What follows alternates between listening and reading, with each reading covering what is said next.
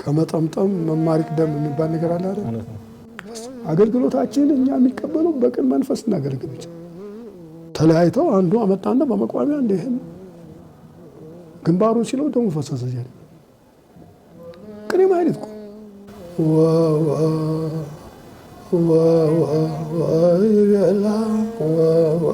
ስንል እንዲሁ ሌላ ይመስለዋል። ምን ያደርጋል ሲሉ ነው የምሰማቸው። እና እንደ አየሰ ዝማሜ የተለየ ነው። ዝማሜም የራሳቸው የቻለ ማለት ነው። ጸናጽልስ ራሳችን የቻለ ጽፋት የሚባለው ራሱን የቻለ ቤተልሔም ዜማ ጩህ በለውና በጸናጽሉን ጩህ ይበለው። ሌላ ቦታ ነው ዞር የሚሄድ በሱ ዜማ አይጮህልህም። በማን ዜማ ይጮህልሃል? በኩሬ ዜማ። አሁን በቤተልሔም ልጮህ አልኩኝ እኔ እንደው ዜማያን ለምን ሰው ይስማው እያልኩ ነው እንጂ የቤተልሔም ልጮሃለሁ።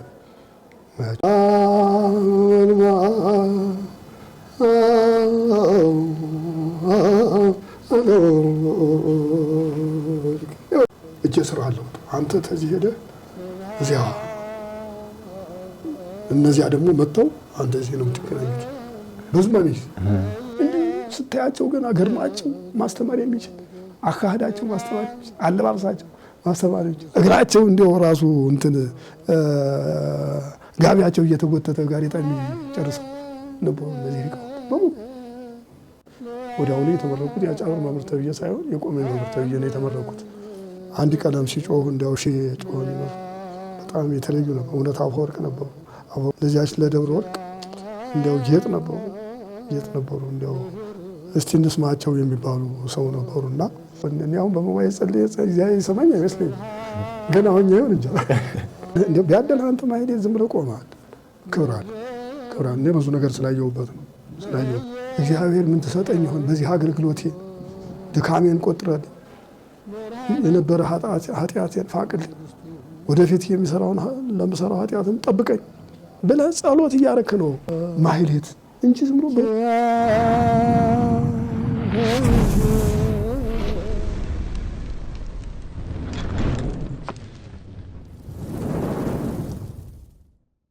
እንደምን አላችሁ ውድ የሚዲያችን ተከታታዮች፣ ዛሬም በቀጠሯችን መሰረት ልዩ ፕሮግራምና ታላቅ እንግዳ ይዘንላችሁ ቀርበናል። የዛሬው መርሃ ግብር እንግዳችን በቤተ ክርስቲያናችን ላይ ደከመኝ ሰለቸኝ ሳይሉ ከልጅነታቸው ጀምሮ እስካሁን ሰፋ ያለ አገልግሎት እየሰጡ የሚገኙ ታላቅ አባት ናቸው። በቤተ ክርስቲያናችን ከወረዳ ቤተ ክህነት ጀምሮ በሀገረ ስብከት ደረጃ እስከ ጠቅላይ ቤተ ክህነት ድረስ ሰፋ ያለ አገልግሎት የሰጡ ታላቅ አባት ናቸው።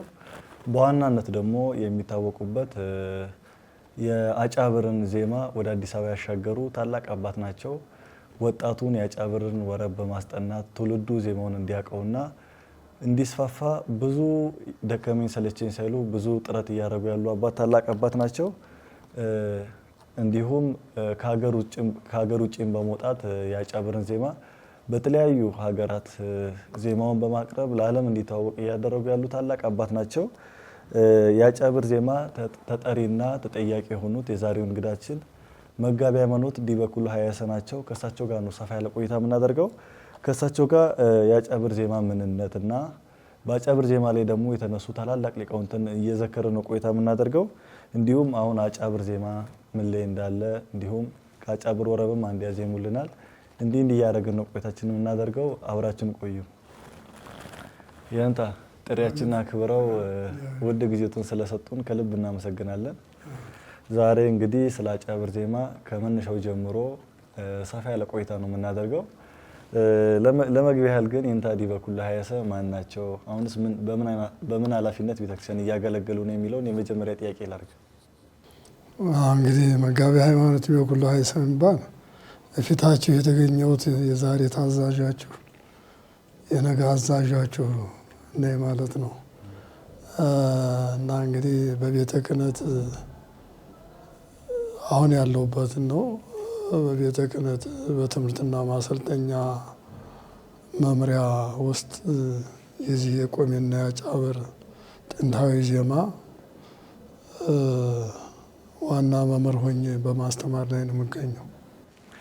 እሺ የእንታ ዛሬ የአጫብርን ዜማ ከስር መሰረቱ ጀምረን ነው የምናየውና የአጫብር ዜማ እንደሚታወቀው በቤተክርስቲያናችን ላይ የዜማ ደራሲ ቅዱስ ያሬድ ብቻ ነው። ግን ከዘመን አጸባ በኋላ የተለያየ ሆኖ ብዙ አይነት የዜማ አይነቶች አሉ። ከዛ መካከል አንዱ የአጫብር ዜማ ነውና እስቲ የአጫብር ዜማ መነሻው ከየት ነው? የአጫብር መነሻ ዋናው ቅዱስ ያሬድ ነው። ሌላ የዜማ ደራሲ የለም። እና እንደሚታወቀው ዜማው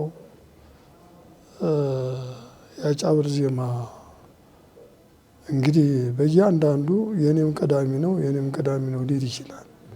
ግን ከታሪክ ሂደት ስናየው አሁን ሊያስረዳን የሚችለው አቋቋም እንኳ የተደረሰው በዚህ ዜማ ነው። አጫብር ዜማ ማለት አጫብር ዜማ እና አሁን ጥንታውያን ቦታው ላይ ቅዱስ ያሬድ እነገረበት ቦታ ላይ ብንሄድ ለምሳሌ ያህል አክሱም ብንሄድ ይህ ዜማ ሲነገር መቆየቱን እንረዳለን። የአጫብር ዜማ እንደ አጋጣሚ ሄጄ የጽዮን ያው ክብራቸው ይድረስንና ብፁዕ ወቅዱስ አቡነ ጳውሎስ ይዘውኝ ሄደው ስለነበረ እዚያ መቼም ታዳጊ ያላት እንትን ምን አትፈራ የሚባል እሳቸውን ስለያዝኩ እዚህ አልፈራውም። ቃለ እግዚአብሔር ለማቅረብ ሙከራ አድርጌ ነበርና እንደ አጋጣሚ ከዚያ ከመካከላችን ከነበሩት ጥንታዊ በሽምግልና በእድሜ የገፉ ሰውዬ የአጫብርን ዜማ አሉት፣ ወረቡንም አሉት። እኔ ገረመኝ። ከዚያ ተነስቼ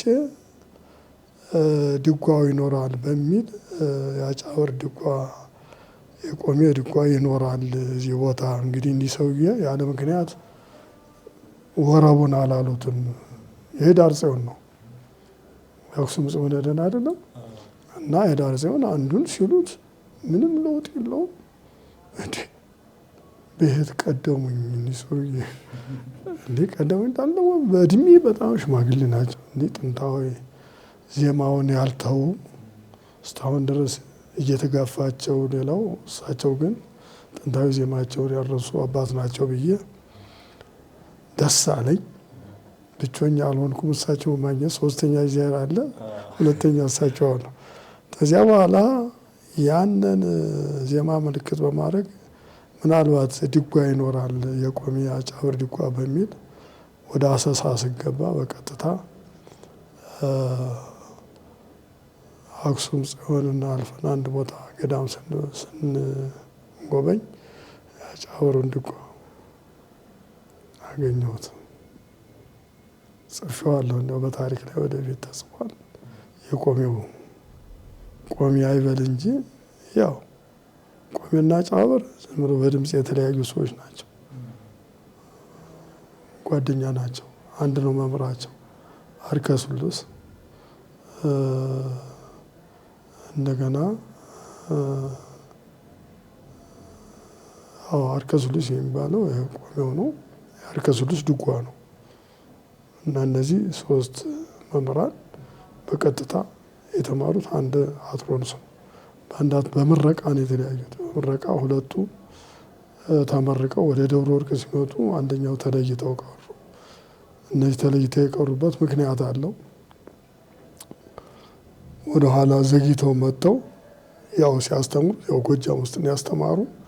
የእሳቸው ብቻ ያስተማሩት ብቻ እዚያ አጫብር የምትባል ቦታ ስላስተማሩ አጫብር ተባለ ዜማው። በቦታው ስሙ በዛ ተሰየመ። በዚያ ነው ልዩነት። ዜማው አንድ ላይ ነው። አንድ አትሮንስ ነው የተማሩት። አንድ ዜማቸውም አንድ ነው ማለት ነው።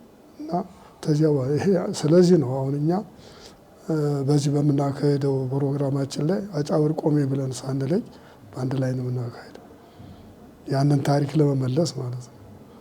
መጀመሪያም አንድ ስለነበሩ ማለት ቆሜና አጫብር አንድ ላይ ስለነበሩ ቆሜ የተባለው ያው ቆማ ፋሲለደስ ላይ ስለተነገረ ቆማ በሚለው ቆሜ የተባለ፣ አጫብር በሚለው ደግሞ እዚች እንጭብር ኪዳነ ምሕረት ወይም አጫብር ኪዳነ ምሕረት በሚለው አጫብር ተባለ። ቤተልሔም ተባለ። በቤተልሔም በቦታው ማለት ነው። አሁን እናንተ እንደምትረዱት እንግዲህ ሰፊ አይምሮ አላቸው። ስትመዝኑት እንግዲህ ዋናው ነገር ምርምር ነው አይደለም? ጥናት የሚባለው ምርምር ነው። አሁን ለጥናት ነው እንግዲህ እዚህ ያመጣችኝ አይደለም? የጥናቱ ዋና ስታዩት መነሻው ምንድነው ስትሉ ቆማ ፋሲለደስ፣ አጫበር ኪዳነ ምሕረት፣ ቤተልሔም ዙራምባ።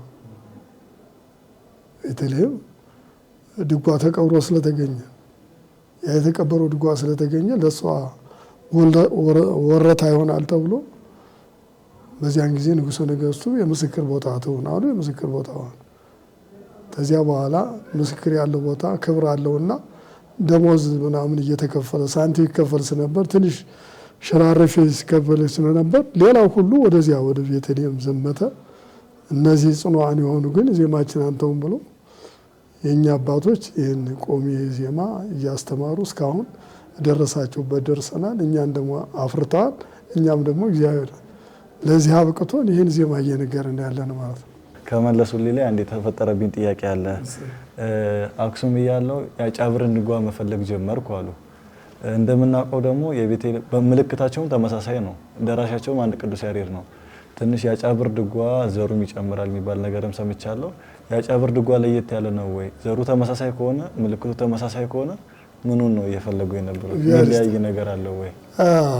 እንትን ነው እንግዲህ አሁን በዚያ እኔ አንድን ድጓ እንትን ስለው ስመረምረው የዜማ ይዘቱ ምልክቱ ልዩነት የለውም። ዘር የመጨመሩ ጉዳይ ልዩነቱ እሱ ጋር ነው። ዘር የመጨመሩ ጩኸቱማ አልተጮኸም። ድጓ አይጮህ መቼስ አንተ ታውቃለህ። እና ሳያቸው ይሄ በቤተልሔም የሌሉ ዘሮች እያገላበጥክ ደግሞ እንዳጋጣሚ እንደው አንድ የጽሁፍ የማንበብ ልምድ አንድ ዶክተር ሀገር የሚያስስ ነበርና ሀገር የሚጎበኝ ይዞኝ ሄዶ አንድ አጋጣሚ የአውራጃ ቤተ ክህነት ስራ አስኪያጅ በነበርኩበት ሰዓት ያው ለስልጣኔ ሲል ይዞኝ ስለሄደ የመጽሐፍ አነባብ እንዴት እንደሆነ በጣም ተስፋ ወስጃለሁ። ብዙ ጊዜ አንድ እንደዚህ ያለ አንድ መጽሐፍ አንድ ጊዜ ይለያል። በዚያ ሂደት ነው አሁን መጽሐፍ የሚነበበው። እቺ መጽሐፍና አንባጭር ርዕስ አለው አይደል? በርዕስ መጽሐፍ ታውቃለህ። አዎ በርዕሱ መጽሐፍ ታውቃለህ፣ በርዕስ መጽሐፍ ትቆጥራለህ ማለት ነው። እንደዚህ ነው እና ያንን አይቼ ነው እነዚህ ከተዚህ ድጓ አለ ሰው ቀብረውት ነው እኒህ የዜማ ጨዋሂም ዜማቸው ይሄ ስለነበረ ነው ብዬ በሳቸው ዜማ ጮህ ተነስቼ ነው ድጓ ፍለጋ ውስጥ የገባው። እሺ እንታ ግን ቤተልሔሞቹ ዘሩን ቀንሰውት ነው ወይስ አጫብሮቹ ጨምረውት? እንዴት ሊመጣ ቻለ የዘር ልዩነት? መቼም ይገርማል። ጥሩ ጥያቄ ነው ያቀረብኩት። አንድ ነገር ሲጠፋ ብዙ ነገር ይጠፋል። ድጓ ጠፍቶ ነው የቆየ። ያ የጠፋው ደግሞ እንግዲህ በዘመነ ወዲት በጉዲት እንደገና ጠላቶች በብዙ እየተነሱ አብያተ ክርስቲያናት ይቃጠላሉ፣ መጻሕፍት ይለኮሳሉ። በዚያ ሰዓት መጽሐፍ ጠፍቷል።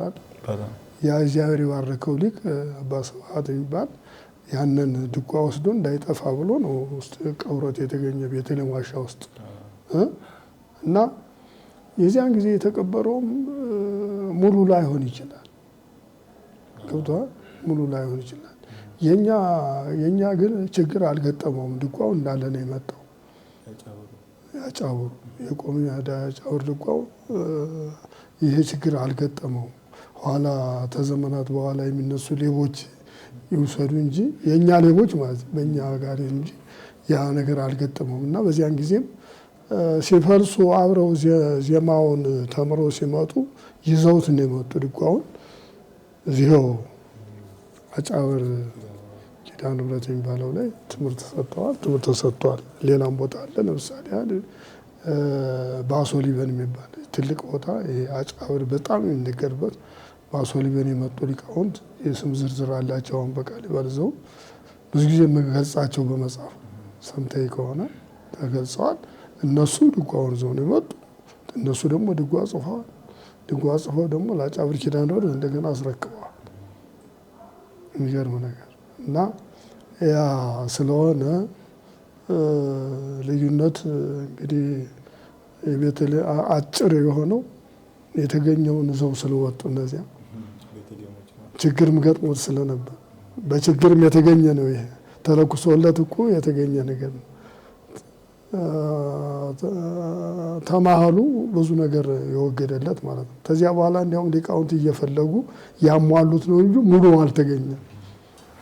ያው እንደሚታወቀው በቤተልሔም ድጓ ላይ አዋልድ የሚባል አለ፣ በአጫብር የለም እና ስለዚህ ሲስተም እኮ ቅድም ለምሳሌ ስንጫወት ነበር አዋልድ።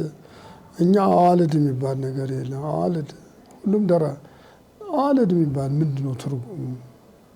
አዋልድ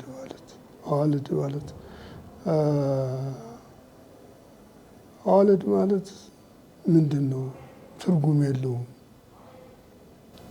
ለምሳሌ አሁን ቅዱስ ያሬድ ላይ አልቦም ቅድሜሁ የሚል አለ። እሱ አሁን ለምሳሌ ቅዱስ ያሬድ ራሱ ደርሶት አይደለም በአዋልድ ገብቶ ነው የሚባለው። እኔም በታሪክ እንደምሰማው አልቦም ቅድሜሁ ተያሬድ በኋላ የተነሱ ሊቃውንት ናቸው እኮ ያስፋፉት ነበር እኮ እነሱ ነው አዋልድ ምልክትም የሰጡ እነሱ አዋልድ አይባሉ። ያሬድ በመንፈስ ቅዱስ የደረሰው ድርሰት ለነዚህ ተርፏቸዋል። መንፈስ ቅዱስ እስትንፋሱ ደርሷቸዋል። ያሬድ እኮ የጮኸው ትንሽ ነው አይደል እንዴ? ዋዳ ሊቃውንት ግን ብዙ አስፋፍተዋል።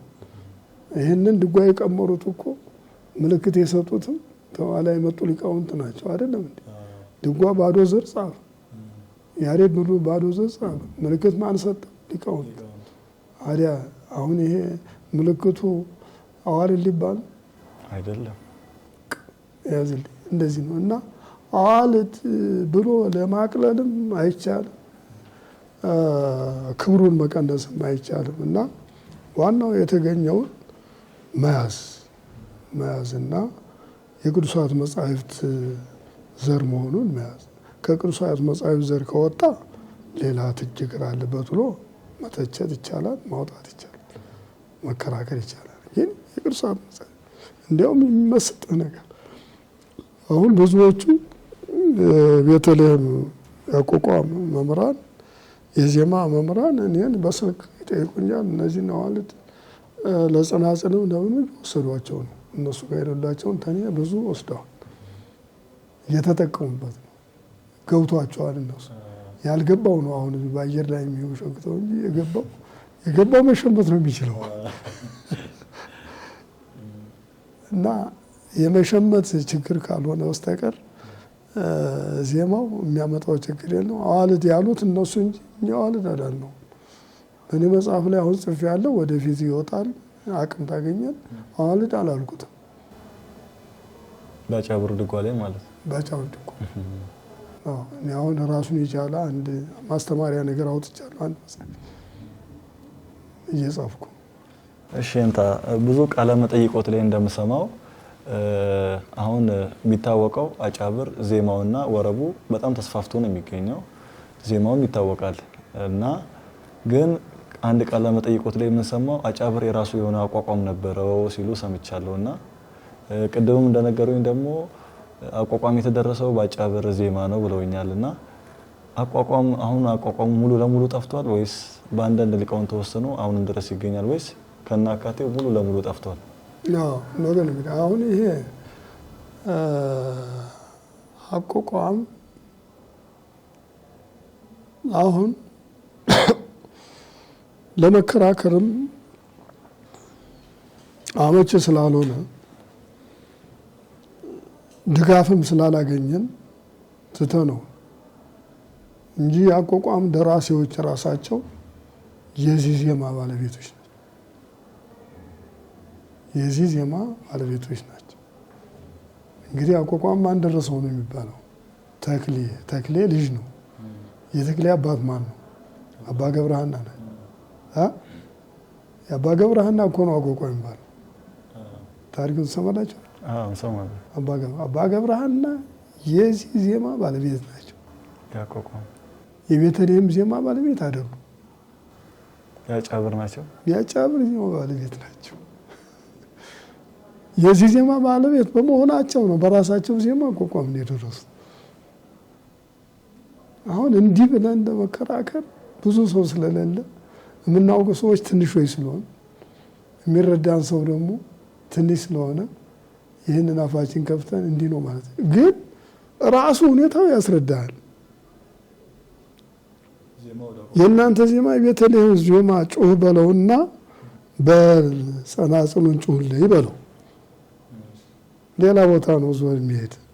በሱ ዜማ አይጮህልህም። በማን ዜማ ይጮህልሃል? በቆሜ ዜማ ይጮህልሃል። ለምሳሌ እንደው አስተጋባተነ በለው አስተጋባተነ በለው ብትለው አስተጋባተነ አሁን በማን ተጮህ ብትለው ራሱ ይሄን እንኳን ራሱ ግቢ ምን ነው ቅድም ግቢ ያለ እነ መደሮ እናሱ መደሮ አሊ እነዚህ በቀጥታ እኛ ዜማዎች በዚህ ነው የተደረሰው። አባ ገብረሃና የቆሚው ዜማ ባለቤት ናቸው። ልጃቸውም የእሳቸው ተረካቢ ነው። ተሰውረው የደረሱትም የዚህ ዜማ የቤተልሔም ነው እንዳይባል እንደዚህ ነው ሳስረዳ እንደዚህ ነው። ስለዚህ እሳቸው አቋቋሙ ከደረሱትና የአጨበር ባለቤት ከሆኑ የአጨበር አቋቋሙና የተክሌ አቋቋም ተመሳሳይ ነው ማለት ነው። የተክሌ አቋቋምና የአጨበር አቋቋም ተመሳሳይ ነው ማለት ነው። ይሄ ከመምጣቱ በፊት ከተክሌው በፊት ራሱን የቻለ ይሄ አሁን ይሄ ዘመን አለው የተቆጠረበት ጊዜ ማለት ነው። የተክሌ አቋቋም ወይም ደግሞ ታይ ቤት ላይ ቤት ምናምን የምትለው ዘመን አለ። አሁን ከዘመን አንድ በፊት አገልግሎት አለ። ያቋቋም አገልግሎት ማለት ነው። ለምሳሌ መቋሚያ የምትለው ጸናጽል የምትለው ተክሌ አቋቋም ከመጣ በኋላ ነው። ጸናጽል ከመጣ በኋላ ነው የነበር አይደለም። በቅዱስ ያሬድ እንደነበሩ ስላድኑ ላይ ምን ያለ እንደዚያ አገልግሎቱም አስቀድሞ የኛ መምህራን የራሳቸው ዝማሜ ነበራቸው። እኔ አባት ድረስ ይሄ ያከሰማቸው እስከሚመጣ ድረስ እኔ አባት ድረስ ነው ማለት እንግዲህ ዲው ሁሉ ሀየሰነኛ አይደል? ይሄን ሀየሰ ዝማሜ የተለየ ነው። ዝማሜም የራሳቸው የቻለ ማለት ነው። ጸናጽልስ ራሳችን የቻለ ጽፋት የሚባለው ራሱን የቻለ አሁን በዚህ ተጭኖ እያከሰም ነው መጣ። እኛ ዘመናውያን እየሆን ያንን እየተውን የአባቶቻችን ሳንወርሰው ማለት ነው። ይህንን የዘመኑን ወረስን እንጂ በቀጥታ እኔም አባቴን ትቼ ሌላ አቋቋም ቤት አድርጉኝ። ሌላው ምን ተከትሎ ሌላ አቋቋም ቤት ሄደ። አባቴ ግን ብቻኛ ሆነ። ነው ጠፋ እንጂ በቃ ስንመጣ ግን እኛው አስተማሪው እንደገና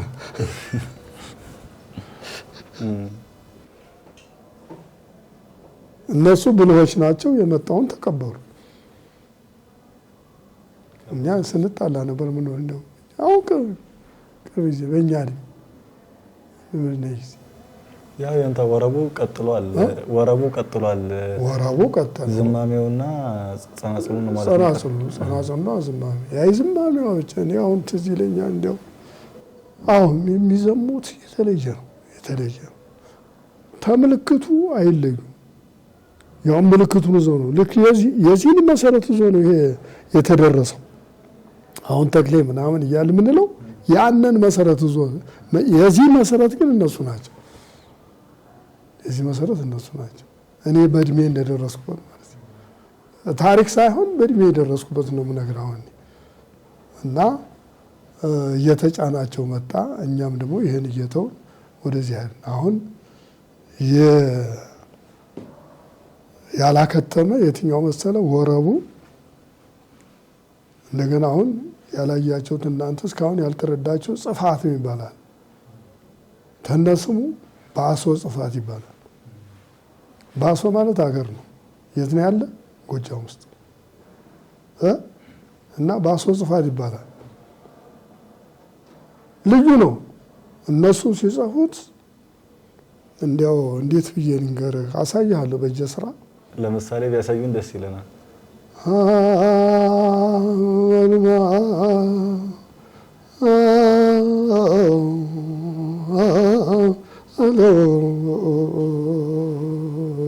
በቃ እንደዚህ የሚሉት እና እንዲህ እያሉ ነው የሚሉት።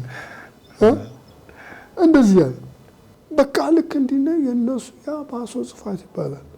ስማኒ ብለው ሰለስተ አሁን የጎንደር ሰለስተ አይጽፋም አይደለ? ስማኒ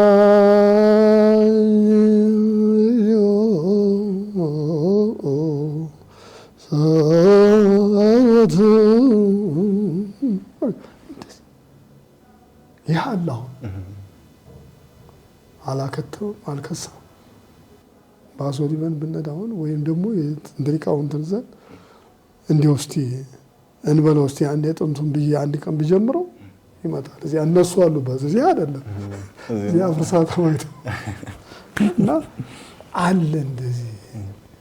አሁን የቀረው ወረቡ ባሶ ጽፋቱ ይሄ እንዳለ ዜማው ጎጃም ውስጥ ይሄ አለ እንደታመቀ ነው ጥበቡ እንዳለ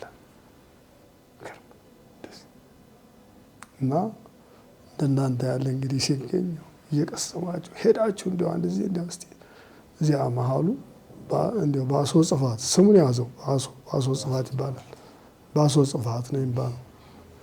እና እንደዚህ ነው ማለት ነው። ይቅርታ እንግዲህ እና ዝማሜው እንትኑ ጠፍቷል ማለት ነው። ሙሉ ለሙሉ ጠፍቷል። እሱ ጠፍቷል፣ አክትሟል።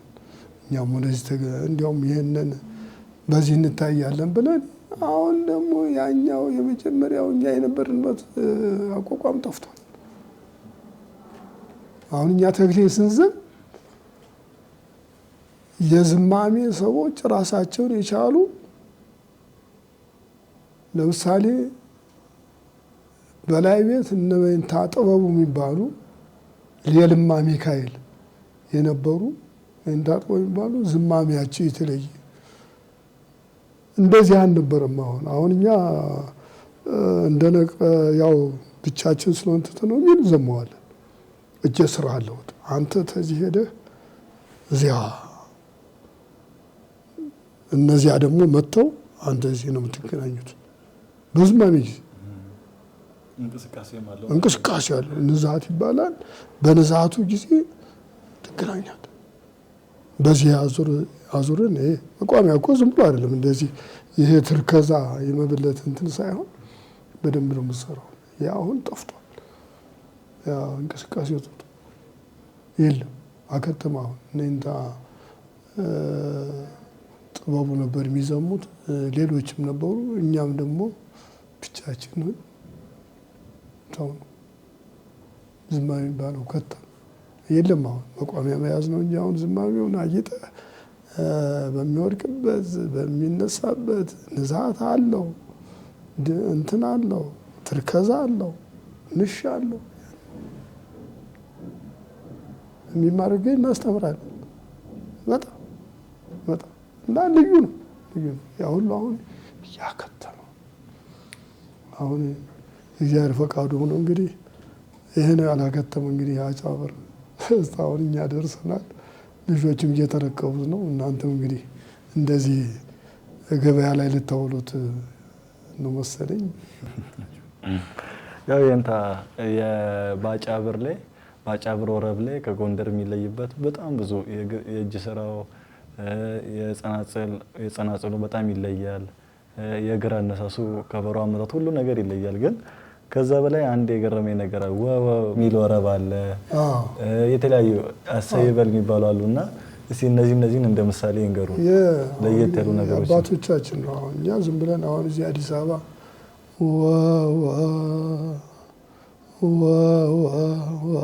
ይበላ ስንል እንዲህ ሌላ ይመስለዋል እንጂ እና አባቶቻችን የተረከብነው አለው ይበል እሰይ ይበል። ይሄ ደግሞ የያሬድ ምልክቶች ናቸው። የያሬድ የዝማሬ ምልክቶች የመጡ ናቸው። እነዚህ ነው እነየ ምናምን የሚባሉ የያሬድ ምልክቶች የዝማሬ ምልክቶች ናቸው። ዝም ብሎ ይመጣ ነገር እና ሊቃውንቱ ያንን ለማሳንትን ሲዋሽቡ የወረቡን ወይ ቤላ እንደዚህ ልታል አሁን እኔ ብዙ አለ ወረብ እንደዚህ ያለው ብዙ ጊዜ እና ያ የአባቶቻችን ነው። እዚህ ሀገር ግን ያው ወዲያው የሰሙት ስለሆነ ሰምተው ስለማያውቁ ሰው ሲሰሙ አዲስ ነው የሚሆኑ። ያው የለመደ ሰው እንዲህ ሲሄዱ ደግሞ አንተ አሁን ስትሄድ ወደዚህ ከጤህ ነገር የተለመደ ነው ይላል። ምስክር ታገኝለታለህ። ዛሬ ግን እኛን ብቻ ነው ተሰማው ማለት ነው። አዎ እና እኛ አባቶቻችን ጋር ያለ አባቶቻችን መሰረትነት አንድ ነገር እኛ አንድ ነገር አንጀምርም አንዘምርም። አባቶቻችን ያሉት የእነሱን ፈለግ ነው እንግዲህ እንዳይረሳ አሉ ለማለት እንዲያው ሞተውም አሉ ሕያዋን ናቸው ለማለት እንንገናለን። ያው እንታው ዛሬ ከምናነሳው ወደ ዋናው ሀሳባችን እየደረስን ነውና በአጫብር ላይ ያሉ ታላላቅ ሊቃውንትን ልዘክር ነው በዋናነት ፕሮግራሙን ያነሳ ነውና ወደዛ ከመሄዴ በፊት ግን እስቲ ከአጫብር ወረብ አንድ ያሰሙንና ወደ ሊቃውንቱ እንሄዳለን።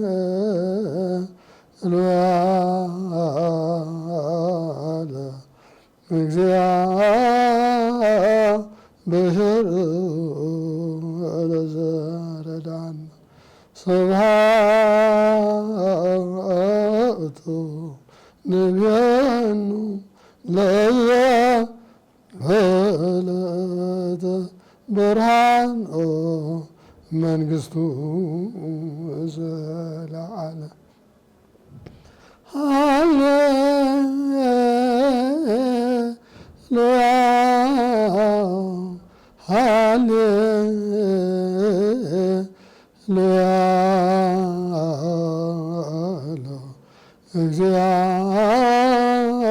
እግዚአብሔር ለዘረዳን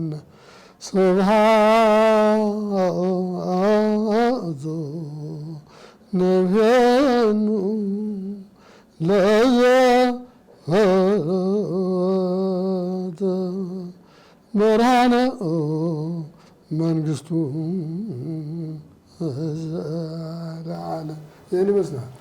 በእውነት የንታ ጥንትን የሚለምልም ነው። ቃለ ሕይወት ያሰማልን። ወደ ዋናው ሀሳባችን ሄድና በአጫብር ዜማ ላይ ታላላቅ ሊቃውንት እንደነበሩ ከዛ መካከል ደግሞ የእርሶም አባት አንዱ እንደነበሩ ሰምተናል። እርሶ ደግሞ አጫብር አቋቋሙ ላይም እንደደረሱበት አሁን ነግረውኛልና መቼስ በአጫብር አቋቋሙ ላይ ታላላቅ ሊቃውንት እንደነበሩ እርሶ ምስክር ነዎትና ከነዚህ ሊቃውንት መካከል እስቲ ይሄ እንትና የእንታንተና ይሄን አበርክቷል እያሉ ከና አበርክቷቸው የእንታንተና ደግሞ ይሄን አስተዋጽኦ አድርገው ነበር እዚህ ነው የሚገኙት እያሉ ከነ አበርክቷቸው በደንብ ይንገሩ። ያው ጀስት እንግዲህ ሊቃውንቱ ያው በድጓው ላይ አጫብር ድጓ የሚለው ላይ ጽፈናቸዋል፣ ተጽፈዋል። እኔም አሁን በምጽፈው መጽሐፍ ላይ ጽፌያቸዋለሁ። ለነገሩ ግን እንደው እዚህ ሁሉ ያደረሱት ታሪክ የማይረሳቸው ይህን የአጫብር ዜማ ምስክር እንዲኖረው ያደረጉ መስዋዕትነት የከፈሉ በቅርብ ጊዜ ያረፉ የድጓ የአጫብር የድጓ መምህር መንግስቱ ወንድም አንድ እንደ መምህር መንግስቱ ወንድም በጣም ታላቅ ሰው ማንም የሚያውቃቸው ፕሬዚደንት ነበሩ። በፍርድ ቤት እንዲያውም ፓርላማ ሆነው ነበር። አዲስ አበባ ነበሩ የነበሩት? አዎ አዲስ አበባ ነበሩ። አዲስ አበባ ፓርላማ ነበሩ። ትልቅ ሰው ናቸው። በጣም ፍርድ ቤት ነበሩ። ለዚህ ዜማ ግን አስተዋጽኦ ያደረጉ እንዲታወቅ ከአስተዋጽኦቸው በጥቂቱ ቢዘረዝሩልን። አዎ አሁን ለምሳሌ እሳቸው የድጓ መምህር ናቸው። የአጫብር ዋናው እና በጣም ይገርምሃል እኮ የፍርድ ቤት ዳኛ ነበሩ። የፍርድ ቤት ዳኛ ሆነው የአንዲት መበለት ሳንቲም ያውቁ ጉቦ የሚባል የማይወዱ አውቃሽ የሚያዝላቸው ታሪክ አንድ ቀን ብለዋል። የራሳቸውን ቀለብ ተማብላት በስተቀር ባለ ጉዳይ ይህንን አምጣ ብለው ጉቦ የማይቀበሉ ዳኛ ሆነው ጉቦ ያልተቀበሉ በታሪክ ይህን መንግስቱ ወንድም ናቸው። እና ለዚህ የአጫብር መከሰት ተተቀበረበት የመነሳት ህይወት እንዲኖር ያደረጉ እሳቸው ናቸው። እና የድጓው የአጫብር መምህር ነበሩ። የፍርድ ቤት ዳኛ ነበሩ። ፕሬዚደንት ነበሩ። ሀብታም ነበሩ። ወንበር ዘርግተው ነው ያስተማሩት። እንዴት ነው አጫብሩን ሊያስፋፉ የቻሉት እሳቸው? እኛን በመሰብሰብ ስብሰባ በማድረግ የአጫብር መምህራንን ቆሜ መምህራንን አንድ ላይ አድርገው በመሰብሰብ እናቋቁመው እንዲሆኑ መቅረት የለበትም፣ ትንቢት አለው፣ ይነሳል፣ እንደዚህ እንደተቀበረ አይቀርም ብለው ሰውን በማሰባሰብ አቤቱታ በደብዳቤ ጽፈን ለሊቀ ጳጳሱ አቅርበን በሊቀ ጳጳሱ ፈቃድ አግኝቶ ለቅዱስ ፓትርያርኩ ለቅዱስ ጳውሎስ ቀርቦ ከዚያ በኋላ ነው ይህ ዜማ እንዲስፋፋ እንዲነገር ከተቀበረበት እንዲነሳ እንቅስቃሴ ሊያደርግ ይቻላል እንጂ አዲስ አበባን አይሻገር ተብለው እነዚህ የዘመኑ ወጣቶች እንዳይገባ ያደረጉበት ሰዓት ነበረ ማለት ነው። ያን የሰበሩት አቡነ ጳውሎስ በፊርማቸው እኒህንታ መንግስቱ በፊርማቸው ሊቃውንትን ሰብስበው ስለተወሰነ ማለት ነው። እና ይህን አስተዋጽኦ ያደረጉ ትልቁ ሰው እሳቸው ናቸው። አብረዋቸው የነበሩ ደግሞ ክቡር ዲመሃ ገነት አብይ አለሙ የሚባሉ ታላቅ ሊቅ ያጫብሩ ድጓ በጎች ማንም ጥየቃ ለሰው ምን ታውቃለህ ብለው የሚሄዱ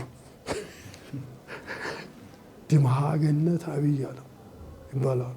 እና ዲመሃ ገነት አብይ አለሙ በንጉሠ ነገሥቱ የተሾሙ ዲመሃ ገነትን የተሾሙት በንጉሠ ነገሥቱ በኃይለ ሥላሴ የተሾሙ የቤተ ክህነት ሆነው በመንግስትም ይህን ያህል ክብር ያገኙ ማለት ነው። እነዚህ ናቸው። እና ሌሎች ሊቃውንትም አሉ። እርግጥ በዚህ ጊዜ ይህንን ስናቋቁም ጸሐፊ ትእዛዙን የነበርኩኝ እሳቸው ሊቀ መርምር ናቸው። ሌሎችም እነ መርጌታ ህሩይ አለማየሁ ይባሉ አሁን በቅርቡ ጊዜ ሞቱ። የድጓ መርጌታ ነበሩ። ደብረ ማርቆስ ከተማ የከተማው ደብረ ማርቆስ ዜማ የሚያስተምሩ ነበሩ። መርጌታ ህሩይ አለማየሁ የሚባሉ እንደገና ደግሞ መርጌታ ሊባኖስ የተመኘ የተባለ እንዴት ያለ ደናገር ስንቱ ሊቃውንት ስንቱ ላንሳል ምን ዛሬ አንስቼ ስንቱ ስንት ሊቃውንት እንዲሁ ስታያቸው ግን ገርማቸው ማስተማር የሚችል አካሄዳቸው ማስተማር የሚችል አለባበሳቸው ማስተማር የሚችል እንዳሁን በዚህ በኮት ዝም ብለን የሚሄድ እኮ አይደሉም። እግራቸው እንዲያው ራሱ እንትን ጋቢያቸው እየተጎተተ ጋሬጣ የሚጨርሰው ነበሩ እነዚህ ሊቃውንት በሙሉ። እና እነዚህ ነበሩ። ሌሎች ሊቃውንትም አሉ። እንግዲህ ስም ዝርዝራቸው ሊሳሳተኝ ይችላል እንጂ አሉ በየቦታው ሊቃውንቱ የነበሩ እነዚህ ያነሳሁልህ መቼም አብረውኝ የነበሩት አብረው ለዚህ መስዋዕትነት የከፈሉ ይህንን አቋቁም ያጫብር ዜማ እንዲስፋፋ ድጓው እንዲታተም ካደረጉት በኮሚቴነት የሰሩትን ነው የገለጽኩልህ። ያው የንታ እንደሚታወቀው አጫብር ዜማ በዋናነት በጎጃም ላይ ነው ተስፋፍቶ የሚገኘው እና እርሶ ደግሞ ወደ አዲስ አበባ ይዞት ገብተዋል። በአሁኑ ሰዓት ዜማው የሚገኘው በአዲስ አበባና በእርሶ አዲስ አበባ እርሶ አስፋፍቶታል። በጎጃም ደግሞ ቦታው ስለነበር ይገለገልበታል። ከዛ ውጪ በሌላ ቦታ አገልግሎት እየሰጠ ያለ ማለት ነው የአጫብር ዜማ።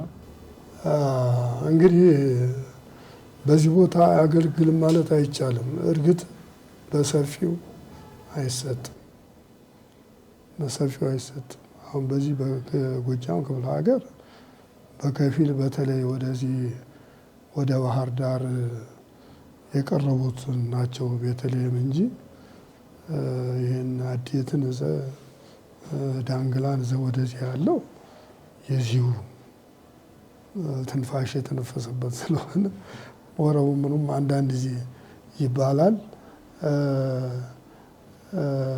ሌላው በአድባራት በገዳማት ስነድ እንደተባለው አሁን እኛ በዚህ አሁን እያስፋፋን ያለን በዚህ በጎጃም ነው እንጂ እስካሁን ድረስ አልተወረሰም። ነገር ግን የእግዚአብሔር ፈቃዱ ሆኖ በወጣቶች አማካይነት አሁን በዓለም ዙሪያ እየተነገረ ነው።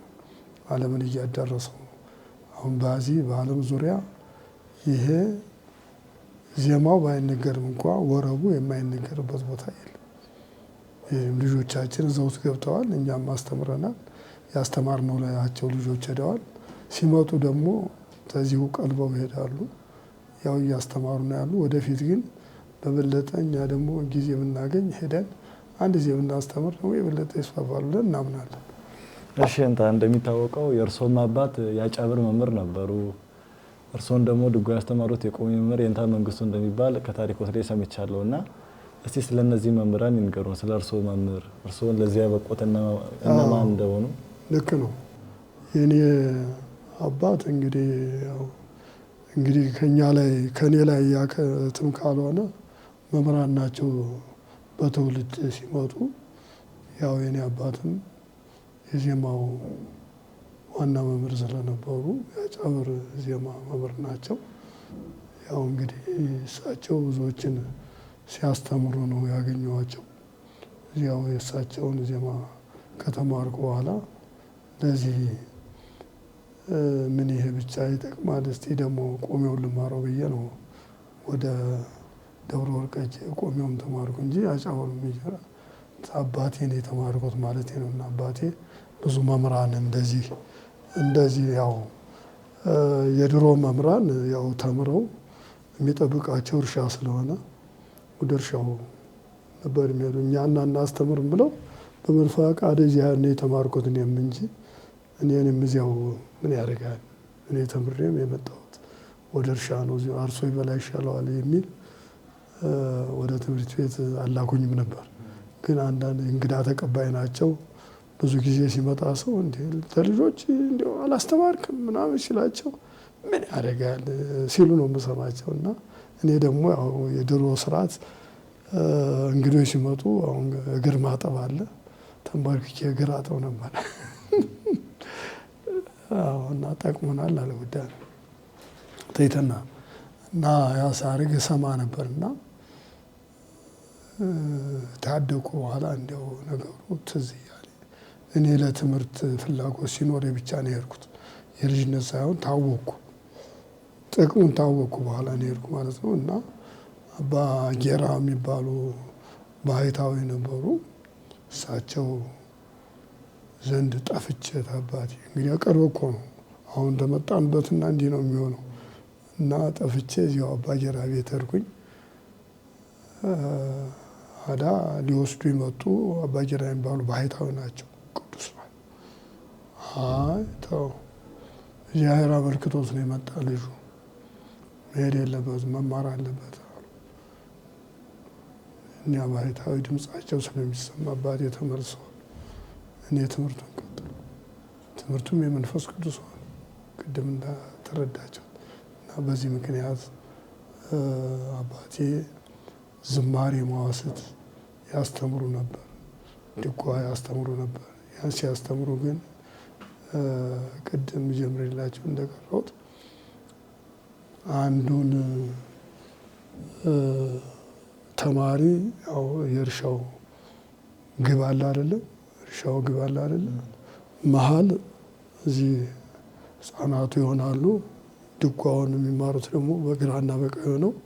አንዱ በዚያ በግራ መጨረሻው ላይ የሚያርፍበት በሬው አንዱ እንደዚያ ሆኖ ነው ያስተምሩ የነበር። እዛ ተናግረው እዚያ ሲደርሱ ያን ምን አላቸውት፣ እዚህ ሲደርሱ እዚያ ምን አላቸውት።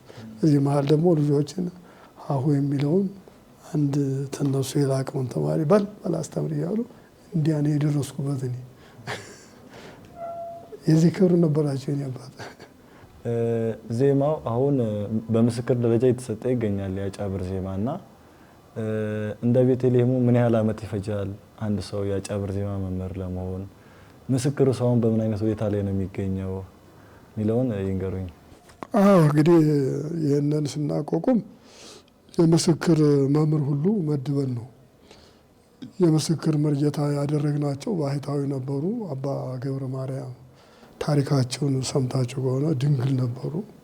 በጣም ሊቅ ነበሩ እና እሳቸውን ዜማ ምስክር የአጫብር ዜማ ምስክር አድርገን የመደብናቸው። የምስክር ቦታውም እኮ ተመድቧል። አጫብር ኪዳነ ምሕረት ቅድም ነገርኳቸው ጥንተ ቦታዋ ላይ እዚያ እና በረሃ ስለሆነ እላይ ወደ ደጋው መጥተው አስተምረው በሚመረቁ ጊዜ እዚያች ቦታ እንዲመረቃ የሚል ውሳኔ ነው ያለን። የኛ ውሳኔያችን እንደዚያ ነው። ከዚያ በኋላ እሳቸው የዚህ የአጫብር ድጓ ምስክር ሆነው እንዲያስተምሩ በመምህራን ተመረጡ። የመምህራንን ምርጫ ደግሞ ጳጳሱ አጸደቁ። ጳጳሱ ያጸደቁት ነው ፓትርያርኩ አጸደቁ። በዚህ ምክንያት ሲያስተምሩ ቆይተው በእድሜ ገደብ ይህን ዓለም ትተው ይሄዱ። ከዚያ በኋላ ሌላ ሰው ተተክቶ አሁን እያስተማረ ነው ያለ ማለት ነው እና የድጓው ትምህርት ያው የዜማው ትምህርት እየቀጠለ ነው ያለው ግን እንዲያው አክቲቭ ስላልሆኑ ሰዎቹ ወጥተው ብዙ አላስፋፉም ነገሩ እንጂ ዜማው እየተካሄደ ነው ያለ። ዜማውን ሲጨርሱም እየተመረቁ ነው ያሉት።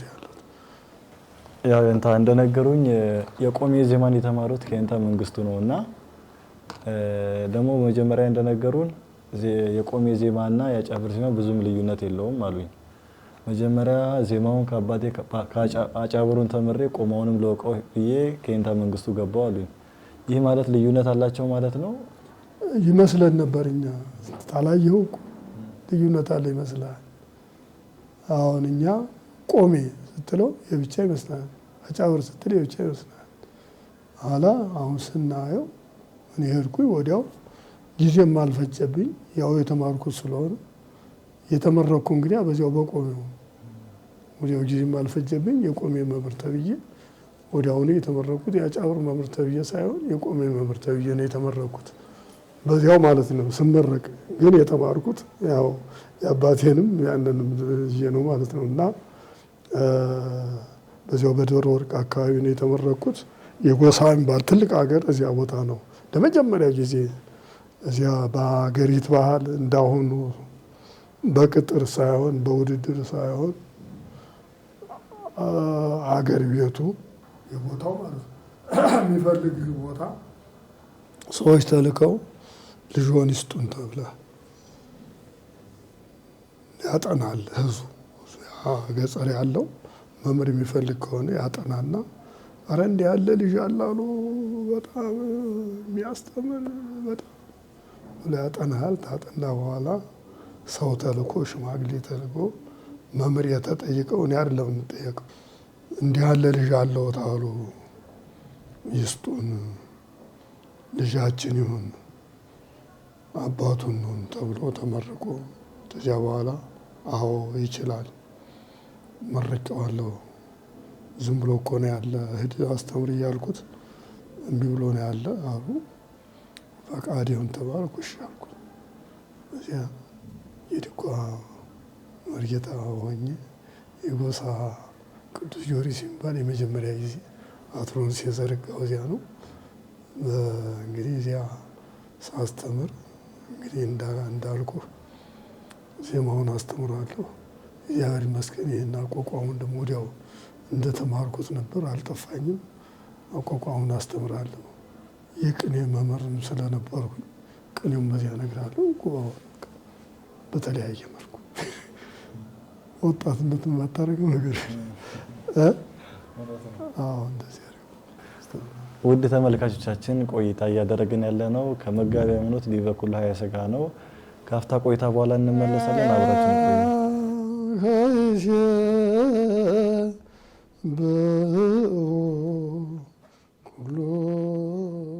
ውድ ተመልካቾቻችን ቆይታ እያደረግን ያለ ነው ከታላቁ ሊቅ ከመጋቤ ሃይማኖት ከዲበኩሉ ሀያሰጋ ነው። ከአፍታ ቆይታ በኋላ ተመልሰናል። እስከ ፕሮግራማችን ፍጻሜ ድረስ አብራችን ቆዩ። የእንታ እርሶን አጫብር የቆሜ ዜማ ያስተማሩት ታላቁ ሊቅ የእንታ አፈወርቅ ናቸውና እስቲ ስለሳቸው ምን እንደሚመስሉ። የእንታ አፈወርቅ የታላቋ ገዳም የደብረ ወርቅ ዋና መምህር ነበሩ እና በጣም ጮሆ የማይሰለቹ አገልግሎት ወዳጅ እንዲሁ አገልግለው የማይሰለቹ ታላቅ አባት ነበሩ። እንዲያው ያለ እድሜያቸውም ለሞት የዳረጋቸው እረፍት የማጣታቸው ይመስለኛል። ምክንያቱም አሟቸው ነው። ክንታሮት የሚባል ከመቀመጥም ሊሆን ይችላል፣ ከመቆም ይቻላል። እሱ እንዳሁኑ የተሻለ ወቅት ሳይመጣ በደንቆሮ ጊዜ ነው የሞቱት ማለት ይቻላል። በሚድኑበት ሰዓት እና አሁን የሚጠጥቱ ታላቅ አባት ናቸው። እሳቸው እንግዲህ በጣም ሲጮሁ እንዚራ ነበሩ። እንዚራ አንድ ቀለም ሲጮሁ እንዲያው ሺህ ጮህ የሚመስሉ በጣም የተለዩ ነበሩ። እውነት አፈወርቅ ነበሩ። አፈወርቅ አገኘ ይባላሉ። ለዚያች ለደብረ ወርቅ እንዲያው ጌጥ ነበሩ። እንዲያው እስቲ እንስማቸው የሚባሉ ሰው ነበሩና ዜማውን በደንብ የቆሜ ዜማውን በደንብ ነው የሚችሉት። ድጓ አለ አርከስሉስ የሚባል ድጓ እንዲያው ተዚህ ተሽታቸው አርከስሉስ የሚባል ድጓ እንዲያው ተዚህ ተሽታቸው እንዲች እያደረጉ ነበር። እንዲያው በጣም ተዚህ አይለዩቱ ነበር እና እንዲያው ይህንን ድጓ ሲያላምጥ እየዋለ ትላቸዋለች ባለቤታቸው። እሺ የመምህራን ቤቱ ችግር ነው፣ ጩኸታቸው ብቻ ነው የሚቀረው። እነሱ ያን የሚመገቡ ቃል እግዚአብሔር ነው። ቤተሰብ ደግሞ ምን ይመገብ አስቸጋሪ ነው እና እንዲያዝ ነበሩ እና ታላቅ ምሁር ነበሩ። ይሄ ብቻ አይደለም፣ ቅዳሴውንም በዘመናዊ መልኩ ተምረውት ነበረ። ቅዳሴ ያስተምሩ ነበረ።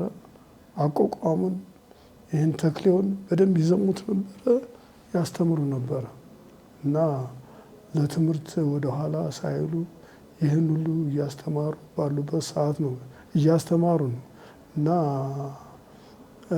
ለእድሜያቸው ለሞት ደርሶ ሳይሆን በሕማም ነው እንትን ያሉት የሞቱት እንጂ በጣም የአገር ጌጥ ነበሩ እና ከዚህ ተርፎ በየአድባራቱ ይምጡልን ያገልግሉልን እየተባሉ እየሄዱ ሲያገለግሉ አድባራት ሁሉ ክብር የሚያገኙበት እለት ነበር። በጣም የአገር ሹም ነበሩ። መርጌታ ሆነው የአገር ሹም የእሳቸውን ያህል የተከበረ ሰው የለም። እሳቸውን ያህል በእውነት አገር የሚያውቀውን ሰው የለም። እርግጥ እግዚአብሔር ይመስገን ልጆችን አፍርተዋል። አሁን የቅዳሴ መምህርንም የዜማ መምህርም አርሰዋል። ጥሩ ልጆች አላቸው እና እሳቸው ለቤተ ክርስቲያን በጣም ደካሚ ነበሩ። ሳይበሉ ሳይጠጡ ይህን ብቻ ቃል እግዚአብሔርን እየበሉ እየጠጡ የኖሩ ታላቅ አባት ነበሩ ማለት ነው። እስቲ የጉባኤያቸው ስፋት ምን ይመስል ነበር? እንዲሁም እስቲ መምህራን የተለያየ ጸባይ ያላቸው፣ አንዳንዶቹ ቁጡ ይሆናሉ፣ አንዳንዶቹ ከተማሪ ጋር በጣም ቅርብ ይሆናሉ። ብዙ የመምህራን ባህሪ ያለና በጣም እውነት ነው። እናንተ ከመምህራን ውስጥ ናቸው። የመምህራን ጠባይ የተለያየ ነው። የተለያየ ጠባያቸው የተለያየ ነው። የይንታ አፈወርቅ ጠባይ ደግሞ ልዩነት ነበሩ። እንዲያው ብቻ በዚህ የሚገለጽ አይደለም። ልዩ ጠባይ ነበራቸው። ቃለ እግዚአብሔር እንዲያው ያውቃሉ። ቃለ እግዚአብሔር በጣም አዋቂ ናቸው። ግን ያን ያህል ለመዝራት አይቸኩም። ለመናገር ለተማሪ እንዲሁ ለመናገር እንዲሁ አንተ አሁን ልቀበል ብትል ያን ያህል አይዘሩልህም። ለምን አይነት ሰው ነው የሚዘሩት? መልሰው ያው እና አንተ ግን ትፈልጋለህ እንዲያው ይህንን ለምሳሌ ገበሬ እኮ ተልሞ የተለመውን ሳይዘራው እኮ ወደ ቤቱ አይሄድም አይደለም። አንተ ደግሞ እንደው ፍላጎትህ ይህንን ልጨርሰው ብለህ ነው። እንግዲህ ተማሪ መቼም ዛሬ እዚህ አድርሼው አድራለሁ ነው የሚል የሚያስብ የሚገባው ተማሪ እንደዚያ ነው። ግን ያ የሚጓጓው ተማሪ ያን ያህል ፍላጎቱን አያረኩም ነበር። እንዲህ አሉ። ትልቅ ጋቢ ያለ በዚያ ተሸፍነው እንቅልፋቸው ሳይመጣ እንቅልፍ የተኙ ይመስል እንደው መግለጽ እኮ አያስፈልግም። ይሄ እንደው ስለኮረኮራችሁ ነው እንጂ ይሄን ብትወጥሩ ነው እንደው እንታ በመምህራን ታሪክ ላይ በተለይ በተክለ ያቋቋም መምህራን ታሪክ ላይ ቀለም ይነፍጉ ለተማሪ ለይቶ የሚናገሩ ብዙ የመምህራን ጠባይ ያለና ግን እንደው ለመምህራን እንዲህ ባይባል ለማለት ፈልጌ ነው እንጂ እሱማ በጣም ነው እንጂ በጣም እና እግዚአብሔር ይመስገን የገለጸልን ስለሆነ ድጓው የተለያየ ድጓ ነው። ደብረ ወርቅ ያላት የተለያየ ድጓ ነው። ዝም ብለህ ራስህ እንዲሁ ያለ ዊዛውት ቲቸር ነው የምትሉት እናንተ ያለ አስተማሪ ዝም ብሎ የምታወደው ድጓ አለ። ያን ዝም ብለህ አንድ ደው ታጥራለህ። ምንም ችግር የለም። እሳቸውም ግዴታ ያስፈልጋል። አንዳንድ ጠንቅቆች የሚባሉ አሉ አይደል? አመል ያላቸው እነሱ የግድ ፈልገህ ተሸላምጠን ቢሆን እኛ ለመምህራችን እኮ አንተ እናደርገው እኮ የሚፈልጉትን እንዲያው ሰንበቴ እንኳን ሲኖር ሄደን ትርፍ ጠላ በእንስራ ያን የተረፈውን ጠላ ዘንላቸው ነበር። ቀለም እንዲነግሩ ማለት ነው መግዛት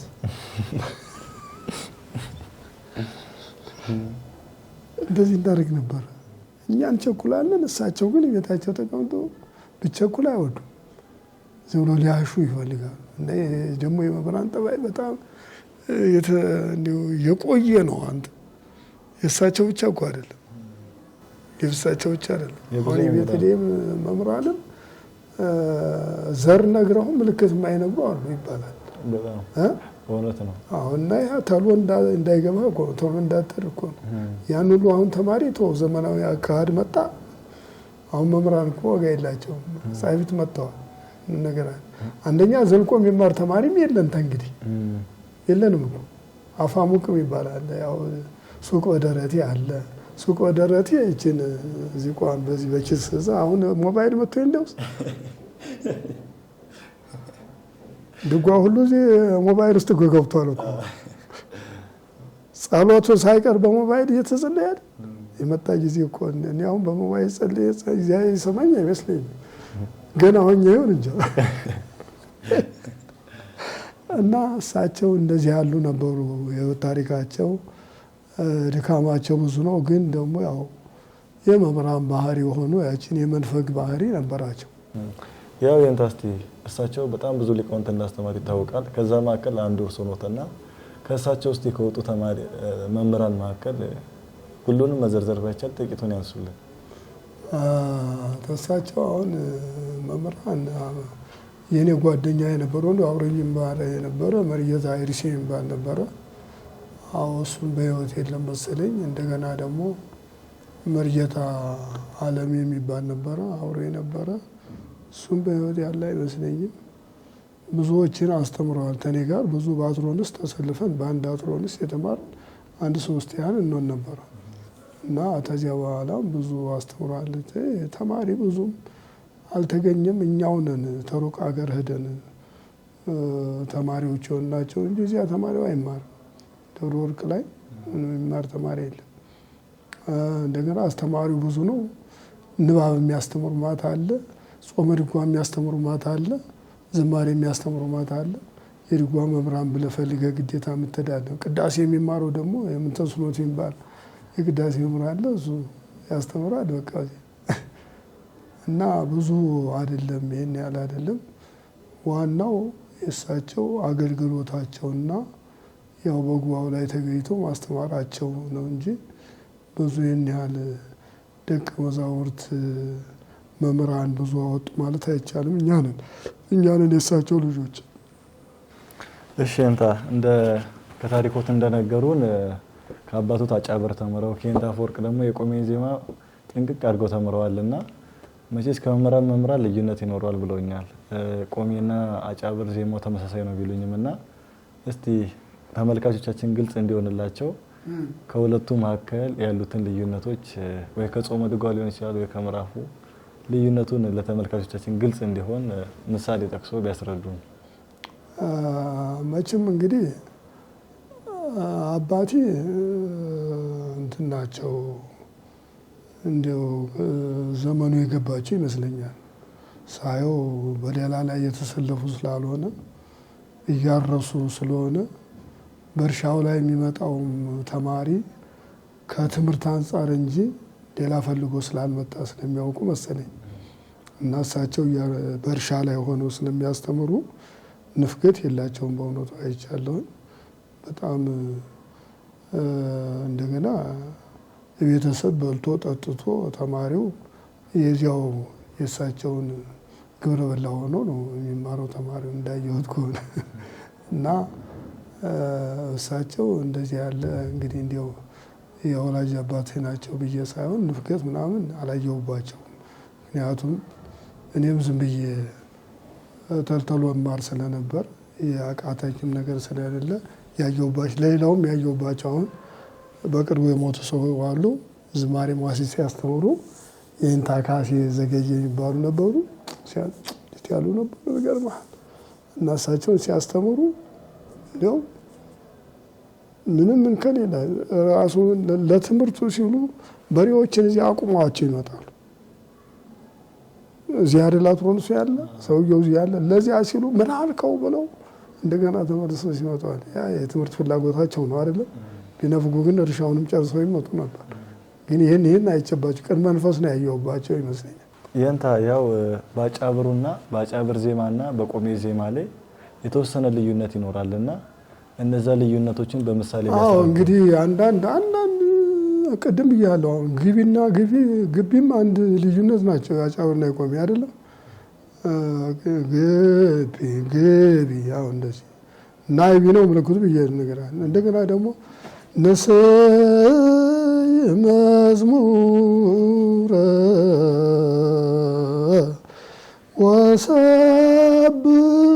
ወሰብሕዮ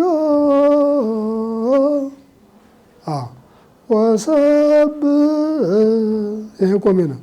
ወሰብሕዮ ያጫብር ነው። እንደዚህ ያለ ልጅ አሁን ይሄ ንግስት እኮ ነው እንትኑ ከመለከቱ አዋልደ ነው እና በዚህ ላይ ወሰብ ቆሜ ነው። ወሰብሕዮ መጨረሻው አንድ ነው፣ ግን የት ላይ ነው? ሰብ ብላይ ነው ልዩነት የታለ። እንደዚህ ያሉ አንዳንድ ነገሮች ላይ አሉ። እንደዚህ አያያዝ ላይ እዚህ ጉሮሮ ላይ አያያዝ እንጂ ሌላ ልዩነት ብዙ በስፋት ስለሌለው ነው አንድ አድርገን የምናካሄደውም ለዚህ ነው ማለት ነው። እስቲ አንድ ዜማ ይበሉልንና በዛ መካከል ያለውን ልዩነት ያስረዱ። አንድ ዜማ ይበሉልንና በአጫብሩና በቆሜው ልዩነቱን በደንብ ያስረዱ። በአጫብር አንድ ዜማ ይበሉልን። ንስይ መዝሙረ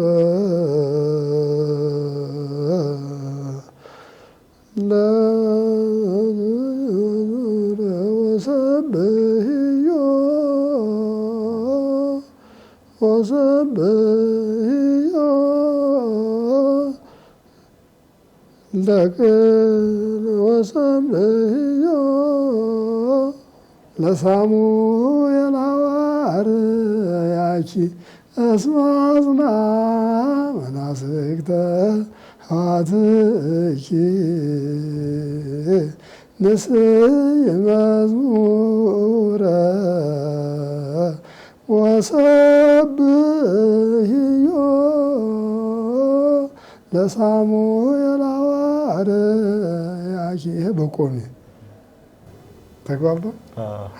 አሁን ባጫበር ንስይ መዝሙረ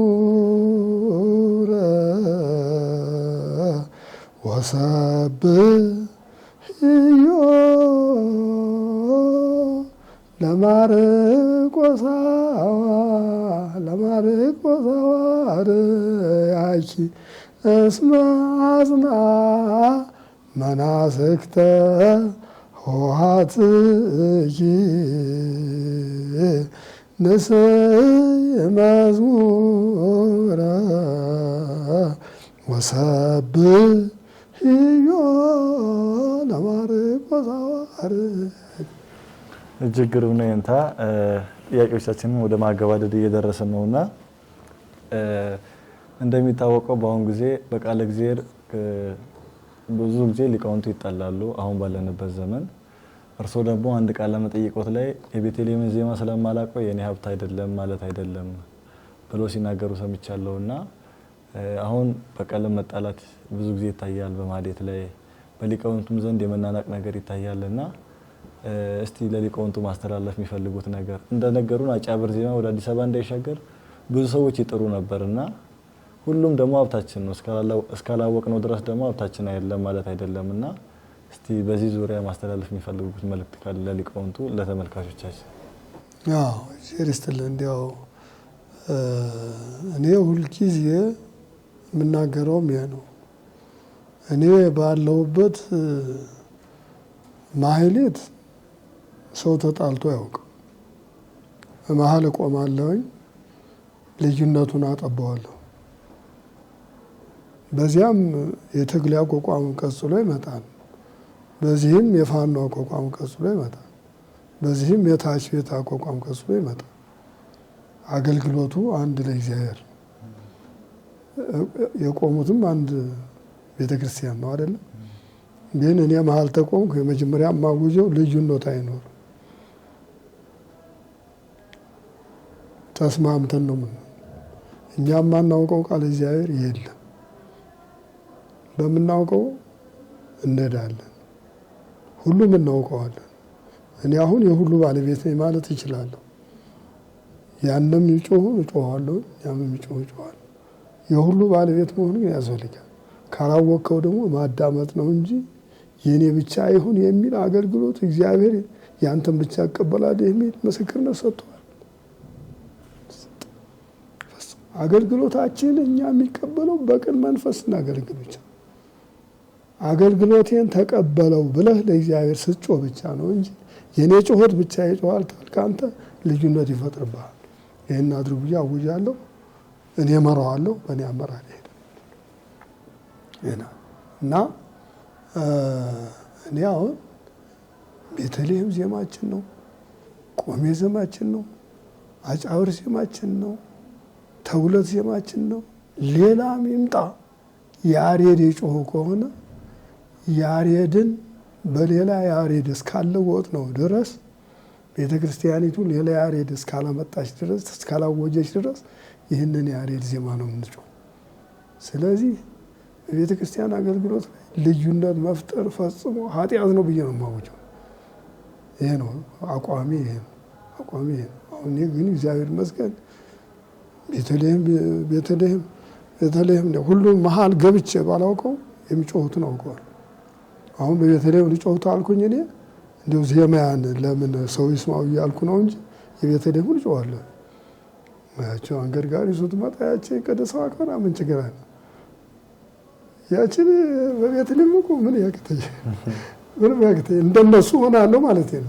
ሆኜም አውቃለሁ ሁልጊዜ እነሱ እንደስ ይበል እያልኩ እና በእነሱ በሚያዜሙት ዜማ ማዜም እችላለሁ። እና ሁሉን መያዝ ደግሞ ጥበብ ነው። የሁሉ ደግሞ እንግዳ መሆን አያስፈልግም። ከተቻለ የሁሉም ባለሙያ መሆን ያስፈልጋል ብዬ ነው የማውጀው። እና የተለየም እገሌ እገሌ እገሌ መባል መኖር የለበትም። የቤተ ክርስቲያኒቱ ሀብት ነው። ልዩነት መፍጠር የለብንም። እንዲያውም ያንሳታል የቤተ ክርስቲያኒቱ። ተስማምተን ታልነው እኮ እግዚአብሔር ይሰማናል። ተስማምተን ታላልነው ደግሞ በረብሻ መሀል እግዚአብሔር አይመጣም። በረብሻ መሀል የሚመጣው ሰይጣን። እንዲሁ ተራብሽን ደም ተፋሶ እንዲሁ እግዚአብሔር ይመጣል ብላችሁ ታምናላችሁ? አይመጣም። እኔ እንዲያው ልንገር ታሪክ በዚህ አጋጣሚ አንድ አቦ ቤተክርስቲያን እጀ የመጋቢት አቦ አገልግሎት ስሰጥ ያቋቋሙ ተማሪዎች አሉ። እንዳሁኑ ልዩነት አሉ። ልዩነት ነው መሀል ቆም ያለው ተዚያ ደህና እያገለገልን ባለንበት ሰዓት ተለያይተው አንዱ አመጣና በመቋሚያ እንደህም ግንባሩን ሲለው ደሙ ፈሰሰ። እዚያ ቅኔ ማህሌት እኮ ቅኔ ማህሌት። አይ ተንግዲህ እኔ እንዲያው እግዚአብሔር አትቀየመኝ አደራ፣ እንዲያው አገልግሎት እንግዲህ አልመጣም ብዬ እዚያው ላይ እንባን አፍስሼ ውዳሴ ማርያም እንደገና ስል አቦ ነው ቤተክርስቲያኑ ከቤተ መቅደስ ረጨኝ። ይህ ፊቴን በጸበል ረጨኝ። የሚገርም እኮ ነው። ኋላ አጠገብ ያለ ለአንተ ያለ ማን የረጨውት?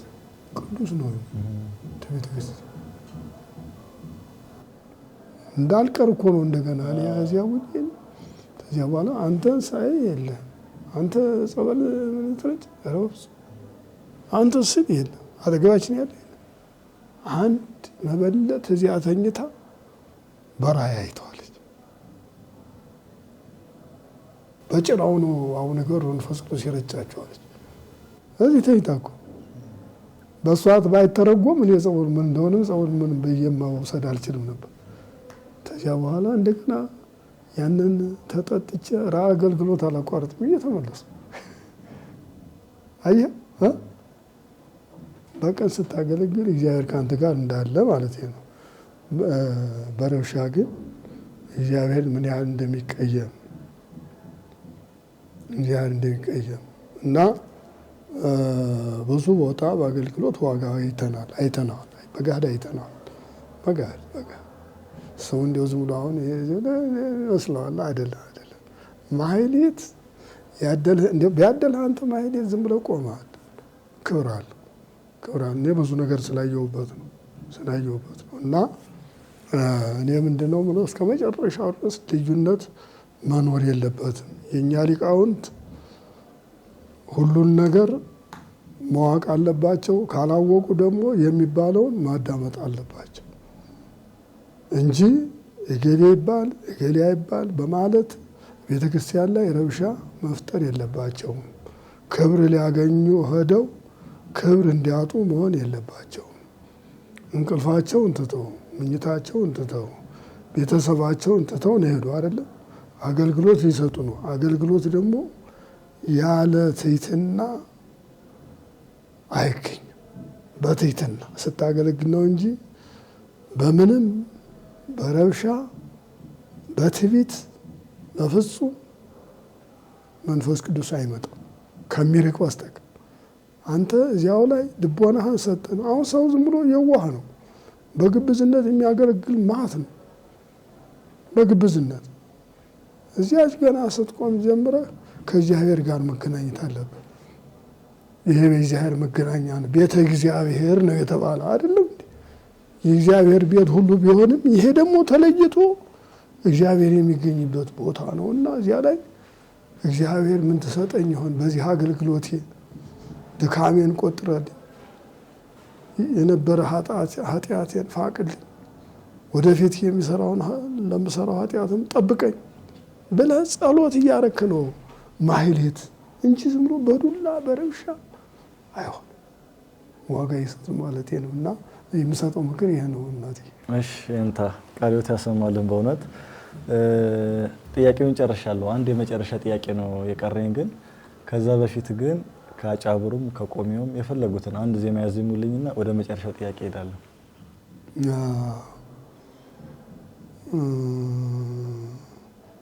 ለተወከሉ መስቀሉ ያድኅና እሞት ለነፍሶሙ እስመ ውእቱ ወይሴሰዮሙ አመራብ ለያሁ አምኑ ቦቱ ለተጠምቁ በቅድስት ቤተ ክርስቲያን ይብጽሐነ ወትረ ጸሎቶሙ። ምስጢር ነው። በእውነት ነው። ቃሌ ተስማድም የንታን ወደ መጨረሻው ጥያቄ ልሄድና ከልጅነት ውስጥ ጀምሮ እስካሁን ቤተክርስቲያንን ሰፋ ያለ አገልግሎት እየሰጡ በቅንነት እያገለገሉ ያሉ አባት ኖትና ረጅም ዓመትን በማሌት አሳልፈዋልና አሁን ላለው ትውልድ አሁን ላለው ሊቃውንት ይህን ለሚመለከት ይህን የሚያስተላልፉት መልእክት ካለ ድሮ ልስጥዎና ፕሮግራማችንን እንጨርስ። መልካም። እኔ እንዲያው ለሊቃውንት የምሰጠው በመጀመሪያ እንዲያው ከመጠምጠም መማር ይቅደም የሚባል ነገር አለ አይደል? ከአገልግሎት በፊት ቅን መንፈስ መኖር አለ። ለአገልግሎት ዋናው ቅን መንፈስ ነው። ሰው እጠቀማለሁ ብሎ ነው ማገልገል ያለበት፣ እታያለሁ ብሎ ሳይሆን። እንዲያው ለአገልጋይ ካህናት ነው ለሙሉ ነው ይሄን የምሰጠው ለሊቃውንት። እኔ እታያለሁ፣ ዛሬ ገሌ ያየኛል፣ ዛሬ ንጉሠ ነገሥቱ አሉ፣ ዛሬ ጳጳሱ አሉ፣ ዛሬ ፓትርያርኩ አሉ፣ ፓትርያርኩ ባሉበት ታገለገልኩ ክብር አገኛለሁ የሚል ሀሳብ ካለ ውዳሴ ከንቱ ነው። ግን እዚች ቤተ ክርስቲያን ዛሬ ሄጄ አገልግሎት ብሰጥ ግን በቅን መንፈስ የማገኘው ዋጋ በስውር የሚሰጠኝን እግዚአብሔር ያውቃል ብሎ ማመን፣ አምኖ ማገልገል፣ እግዚአብሔር የሚሰጥ መሆኑን እግዚአብሔር የሚነሳ መሆኑን ካለ እግዚአብሔር ዋጋ የሚሰጥ የሌለ መሆኑ ይህን አምኖ ታገለገለ ሰው መጠቀም ይችላል። ለተርዮ የሚሄድ ከሆነ ዋጋው እዚያው በታየበት ይቀራል። እዞት የሚገባ ዋጋ አይኖርም እዚያው ከሚቀር በስተቀር። ለአገልግሎት የሚሄድ ከሆነ ግን ለእግዚአብሔር ዛሬ አገልግዬ ዛሬም የቤታችን ቅድስት ማርያም ናት፣ የማርያምን በዓል አክብሬ በበዓሏ ተገኝቼ የሚያገለግለውን አገልግሎት ሰጥቼ እንደ አቅሜ ባለኝ አቅም እንዲሁ ሌላ አቅም እኮ አያስፈልግም። ይሄ ቅን መንፈስ ነው። አቅም ማለት ቅን መንፈስ ነው። መጀመሪያ አቅም መንፈስ ከልብ ላይ መምጣት አለበት እና ያ ካለ በዚህ አገልግዬ እጠቀማለሁ ብሎ የሚሄድ ሰው በአገልግሎት ሊጠቀም ይችላል ብዬ አምናለሁ። ያየነውም ስለሆነ የተረዳነውም ስለሆነ። በትዕቢት ግን እኔ ብቻ ልታይ፣ እኔ ብቻ ልወደስ፣ እኔ ብቻ ነኝ ያለሁኝ ሌላ ሰው የለም ብሎ ደግሞ ራስን ለማሳየት እንዲያው ለተሪዮ ከሆነ ተሪዮን እግዚአብሔር አይቀበልም። በስውር እዚህ ታየውን ትቶ በስውር የሚጸልዩትን ይቀበላል እግዚአብሔር። በስውር የሚያገለግሉትን እንዲቀበል ይችላል። በቅን መንፈስ ማገልገል ልቦናን ክፍት አድርጎ በዛሬው አገልግሎት ዋጋ አገኛለሁ። ልጅ አለው፣ ልጆቼ ያድጉበታል፣ ልጆቼ ይጠቀሙበታል። ቤተሰብ ያለው ቤተሰቡ ይጠቀሙበታል።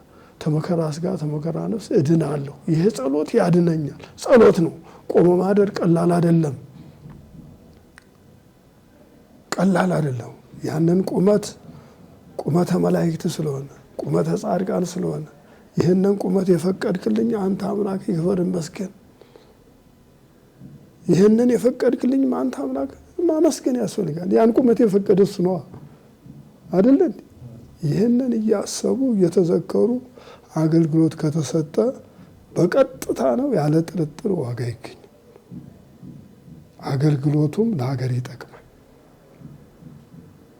ለሁሉ ነገር ይጠቅማል። አገልግሎት ለአንድ ሰው ብቻ አይደለም። የሚሰጠው አገልግሎት ለሀገር ጥቅም ነው፣ ለሀገር ጠቃሚ ሊሆን ይችላል ማለት ነው። ከልብ እናመሰግናለን የንታ። ውድ ተመልካቾቻችን የዛሬው ፕሮግራማችን ይህን ይመስል ነበር። ከታላቁ ሊቅ ከመጋቢ ሃይማኖት ዲበኩሉ ሀያሰ ጋር ያደረግነው ቆይታ ይህን ይመስል ነበር። ሳምንት በሌላ እንግዳ በሌላ መርሃ ግብር አብረን እስክንገናኝ ድረስ ቸር ቆዩ።